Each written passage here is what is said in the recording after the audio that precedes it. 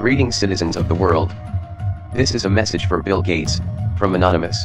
In the midst of a historical pandemic, much of the world is looking to you for solutions, and it seems that this is no mistake, because you have positioned yourself as the Nostradamus of disease. You have done an incredible job at rebuilding your image, from a ruthless and cutthroat corporate CEO to a benevolent philanthropist and savior of the world. This is nothing new, this is a classic move from the robber baron's playbook. At one time, the notorious industrialist John D. Rockefeller was one of the most hated people in the country, due to his poor treatment of workers, his monopolization of key industries, and his influence in politics.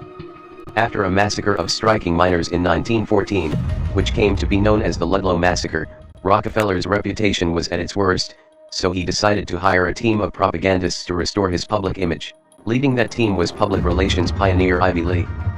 Lee was an early influence of Edward Bernays, who would later write the infamous book Propaganda, a textbook of mind control for tyrants and aristocrats.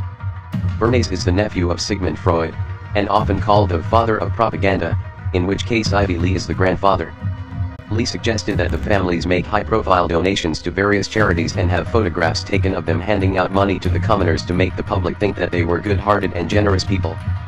Over time, the plan worked, and has been replicated by many other aristocrats who wanted to win favor in the court of public opinion.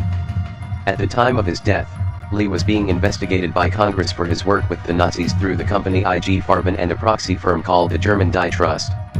He was also a founding member of the Council on Foreign Relations.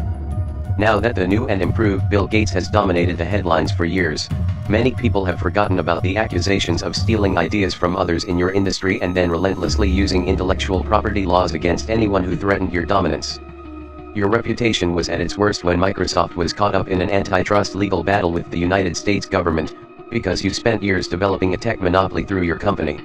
In 2001, Microsoft was forced to settle with the government and give up its monopoly of the industry, and the next year, you began shifting your time, and more importantly, your money, into the pharmaceutical industry.